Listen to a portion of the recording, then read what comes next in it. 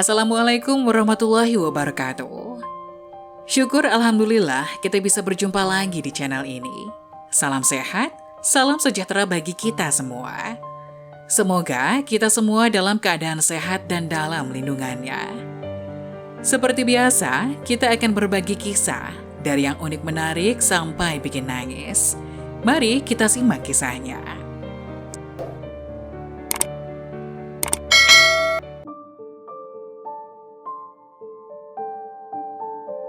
Kisah ahli maksiat yang diampuni Allah karena merawat anak yatim.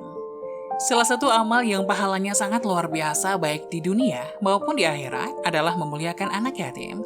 Dalam satu riwayat Nabi Muhammad SAW pernah bersabda, artinya, dari Abdul Al-Aziz bin Abi Hazim, dia berkata, "Bapakku menceritakan kepadaku," dia berkata, "Aku mendengar Sahal bin Sa'ad dari Nabi SAW.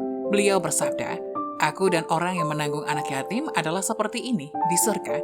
Beliau mengisyaratkan dengan jari telunjuk dan jari tengah. Hadis riwayat Bukhari. Dalam kitab Mukasyafatul Qulub, Imam Al-Ghazali menceritakan sebuah kisah bahwa suatu ketika, seorang laki-laki di Basrah yang semasa hidupnya selalu berbuat maksiat.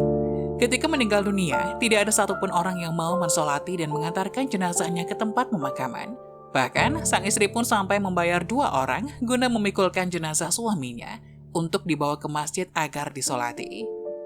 Namun tetap saja, tidak ada seorang pun yang sudi mensolati jenazah suaminya tersebut. Akhirnya, sang istri pun membawa jenazah suaminya tersebut ke lahan luas untuk dimakamkan. Tak jauh dari lahan luas yang menjadi tempat untuk memakamkan suaminya tersebut, hiduplah seorang ahli ibadah yang rumahnya berada di atas gunung. Sang istri melihat sang ahli ibadah tersebut turun gunung untuk mensolati jenazah suaminya yang dicap sebagai orang jahat, ahli maksiat dan tidak mau mensolati, bahkan sekedar untuk mengantar jenazahnya ke tempat pemakaman. Sang ahli ibadah yang akhirnya turun gunung dan berniat untuk mensolati jenazah orang jahat tersebut didengar oleh para penduduk yang sebelumnya tidak mau mensolati jenazah laki-laki tadi. Kabar tentang turunnya sang ahli ibadah yang berniat untuk mensolati jenazah orang jahat itu kemudian menyebar, didengar oleh semua penduduk dan kemudian mereka ikut untuk mensolati jenazah orang jahat itu. Setelah selesai mensolati jenazah tersebut, para penduduk merasa heran.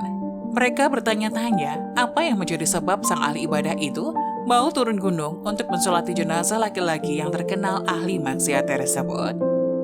Sang ahli ibadah lantas menjawab pertanyaan para penduduk yang masih penasaran bahwasanya aku mendengar dalam mimpiku. Turunlah ke si fulan, karena tidak seorang pun yang mau mensolatinya, maka solatkanlah sebab ia telah diampuni oleh Allah Subhanahu wa Ta'ala.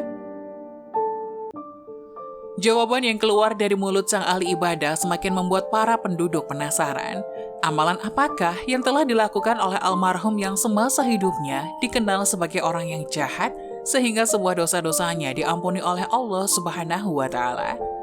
Kemudian, sang ahli ibadah tersebut memanggil istri almarhum dan menanyakan apakah amal suaminya semasa ia masih hidup. Sang istri yang ditanya oleh sang ahli ibadah menjawab sebagaimana orang-orang ketahui, bahwa almarhum suami saya sehari-harinya hanya berbuat dosa dan selalu mabuk-mabukan. Mendengar jawaban tersebut, sang ahli ibadah meyakinkan istri almarhum untuk mengingat lebih dalam lagi tentang apa perbuatan suaminya sehingga Allah mengampuni dosa-dosanya. Cobalah Anda ingat kembali, apakah ada amalan kebaikan yang pernah dilakukannya semasa hidup? Tanya sang ahli ibadah.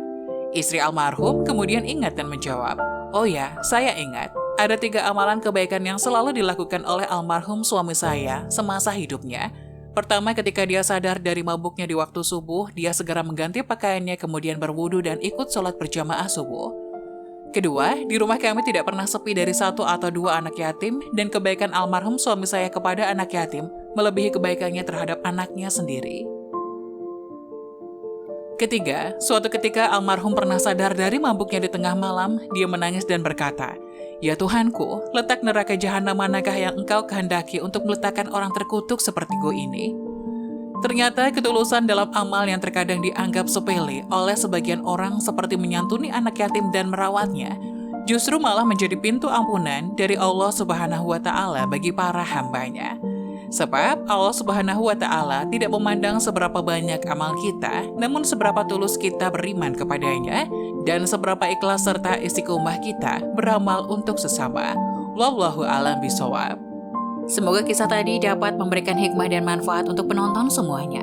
Jangan lupa like, subscribe video ini agar tidak ketinggalan info-info bermanfaat lainnya. Sekian dari kami, terima kasih. Wassalamualaikum warahmatullahi wabarakatuh.